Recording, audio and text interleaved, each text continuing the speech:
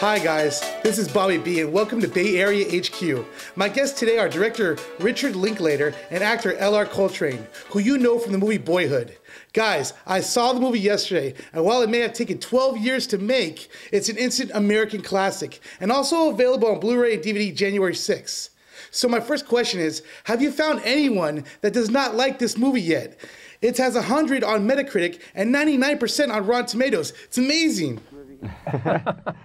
They certainly exist. But, I think we're begging the question now. I think we're ready. We're probably in solid backlash territory. But yeah, it's kind of funny because the movie's so much about life. If you hate the movie, you're kind of saying something about not liking life or something. I don't know what it says.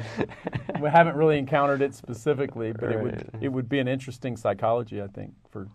But it's one thing to find a connection to a movie, but then to really like it for its cinematic qualities or whatever. So, but we've had a great feedback, from this movie. It's been wonderful to feel that connection with people. The cool thing about the Blu-ray and DVD is that the movie is very rewatchable. The characters are compelling, and there are so many nostalgic and interesting scenes and props throughout the film. I want to start with the 1968 Pontiac GTO. What a cool car, Richard.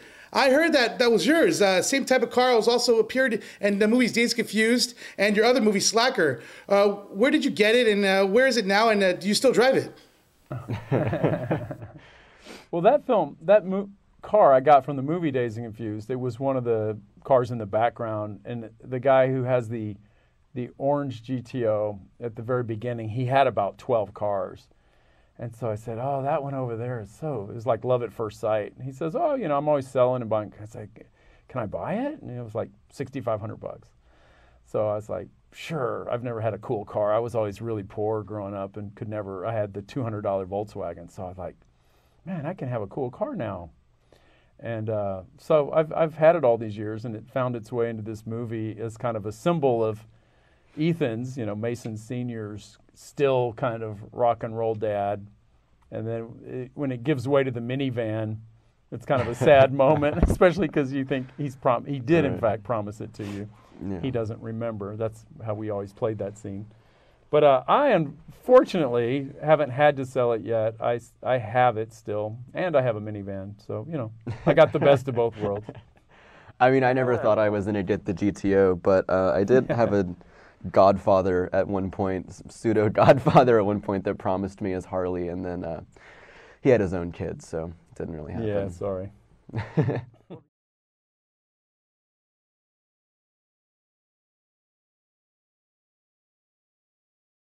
Yeah, I mean, I think... I remember talking about loss.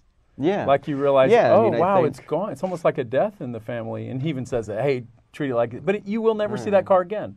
Yeah, and I think it's, as the things that are important to, a 15-year-old are very different than the things that are important to their parent, and that's something that happens kind of constantly throughout your life, that, your feelings are trivialized, and the things that kind of devastate you, you're sort of told that you shouldn't care so much, and it's so you kind of have to internalize it, and I think a lot of us end up, kind of just learning to bottle everything up.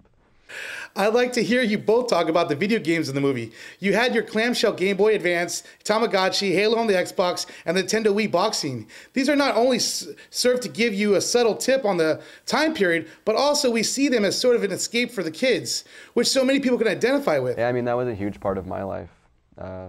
Especially, when I was younger, video games where that Game Boy that Mason plays was my first Game Boy, but I did hang on to that one, that prop, and the Halo and stuff. That I think that was probably my suggestion. I was definitely pretty into Halo. I knew we would be able to demarcate the years. I didn't know exactly what was coming technologically speaking. We never do. All you do know is it's going to change. So it was bizarre. Everything about this movie was unusual. But to be shooting a period piece in the present moment, you had to think, well, how will this feel 10 years from now, or 8 years from now, or 12 years from now? So I always knew the technology would be the most volatile. So I would often ask, because I'm old school, I'm first generation video guy. I remember playing Pong, Space Invaders, Asteroids. You know, I'm that generation. But I knew all the games would really be specific to specific time periods. So I would often like, hey, what are you playing? What's your favorite game? Because I knew that plus 10 years would equal something a lot of people would say, oh, yeah, I remember that one. Online, everyone loves your daughter's early rendition of Oops, I Did It Again in the beginning of the movie. It is very memorable. Did you pick that song, or did she? How did you guys come about that? I think both Lorelai and I felt the way Mason did about that song. Yeah.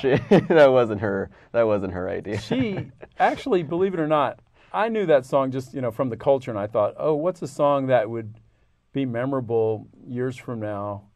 And Lorelai didn't really know. She knew who Britney Spears was, but she was kind of in another century. And she liked Marilyn Monroe a lot at that time. Gentlemen Prefer Blondes. And she did a number. And we have it somewhere. We should put it on the DVD, but or some future version of she's doing Diamonds Are a Girl's Best Friend. But she learned all the words and kind of that kind of sassy version of Oops, I Did It Again, thinking that would annoy her younger brother. And it was just a fun scene to work up. And yeah, one of the better elements of that scene, I think, is the way she segues from being big when the mom opens the door to crying. The segue to the cry, and then it all goes to you. That's how it feels to be a younger sibling. You're kind of getting the worst of everything, you know. Hey, you know what? I'll buy any and every future version of this movie on DVD, Blu-ray. I'll tell you what, right now, like it's time to go. And guys, good luck this season on the awards season. I know you guys are going to do well for yourselves. And nice talking to you guys. All right.